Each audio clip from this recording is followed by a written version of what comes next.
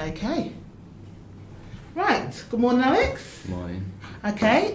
So obviously here at the Writers Group, we want to give you some feedback based on the script Yeah. that you have submitted to us. Yeah. Yeah. Okay. So should we make a start? Yeah. So the script's called Peak Sheffield, and I've just got a few questions for you about it. So the first one is, what could I change in the narrator's dialogue in terms of language and formality to improve the tone of the voiceover and its mode of address? Well, I think the formal teacher to pupil mode of address is really good, and it's perfect for your style of documentary that you're wanting to do. I think if it was more colloquial or more informal, you would lose the essence of what your documentary is about. So I think that fits in really well with the pace of your script and your visuals that you're planning on having as part of your shooting script, and also the theme. Okay, thanks. What could I do to create more of a link between the Peak District and Sheffield in my script?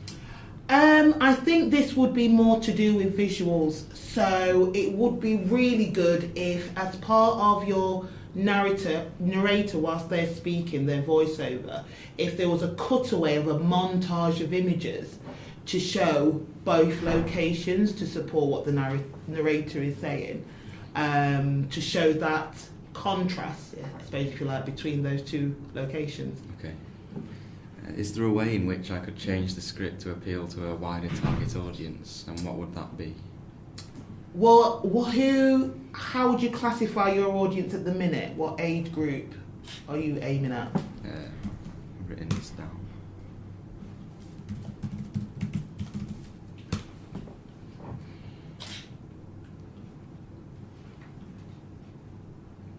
At the minute I've put it's a 35 to 70 kind of age range, and there would be people living in the suburbs and in the country, and they'd have quite a lot of spending power, sort of A, B and C1. Yeah, right, okay. Very realistic in terms of who your audience is and the type of product that you're wanting to make. I would agree. I would say it's round about 35 onwards. Definitely a big ABC1 percentage, but also tourists, especially because the nature of your script and your content is educating people about a particular area. Definitely a niche audience, but that shouldn't be a negative thing. Don't be afraid of the fact that you have made a product that is aimed at a very niche and specific audience. I think that's going to work in your favour. However, maybe having a think about where this would be broadcast, because it's so niche, which is fine. Where would tourists see it? Where would this ABC1 35-year-old audience access this documentary? Well, I mean, if it was going to be a full-length one, then it would probably be on something like BBC 4. Right. But since it's just a short film, I'd maybe put it on different online platforms. Okay. I'd put it on YouTube maybe. Yeah. So things, I mean, obviously you can think about places in and around Sheffield, tourist spots. Yeah. For obviously people coming in and out of the area. So think about commuters' routes where you could play realistically your documentary. Obviously visually it could be on screens in the train station. Maybe think about other transport ports in Sheffield where it could be played. But in terms of hearing the narrator, having to think about, okay, where would this be physically broadcast so they could watch and listen at the same time? Yeah? So what extra information could I add to the voiceover that you feel would be useful or interesting to a viewer? I would say, based on the visuals and your topic, ideally it should be, not to be ageist, but an older narrator, to fit in with the tone of your documentary, and also who you've classified as your audience being. So it would be a good idea to have somebody slightly older who would be maybe the same age group as who your audience would be. So yeah, I think someone slightly older. I mean, if you could get David Attenborough, that'd be amazing, right? Well, at the minute, I'm thinking that my brother is a professional voice actor. That's his job, and he's 34. So is that good? Brilliant. That sounds great. Yeah, that sounds really good. So that's what I was planning on doing. So you're going to get him to actually physically voice the script? Yeah, I'm just going to give him the script when I've done it. Yeah. Excellent. That sounds brilliant. Okay. What are the general pros and cons of the script as a whole? And can you give some examples of these?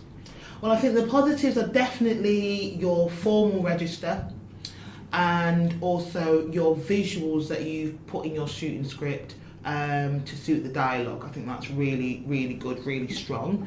My only concerns is going to be the time of year we're doing this. Yeah. So weather conditions and getting those, idyllic, high key lighting locations, Yeah, some of it I've filmed. It has been sunny on a couple of the days. Okay. On others it's been a bit cloudier, but it's still light. It's still quite light, yeah. So you think that's okay to have? Yeah, some of them are sunny, some of them are cloudy, but it's not like it's dark. No, I mean obviously there's, you can use After Effects and Premiere to further edit your footage, but yeah, I would. Now you've got a really good strong script. I would use that and get as much filming done as possible before the weather does dramatically change on you. Yeah. I think that's going to just completely change the tone of your documentary. Yeah. So, is there anything you think my script is missing? And if you think there is, could you tell me what you think these things are? I don't think anything's missing necessarily. I maybe think about some title credits at the beginning as part of the documentary, or just maybe a little montage of images and some music. I think some music would be really good in this. Yeah. So it's not just all visuals and narrative, but some music to create to help with the pace of your documentary. Yeah. I think would be really good. Okay. All right. Thanks. Brilliant. Okay, thank you very much.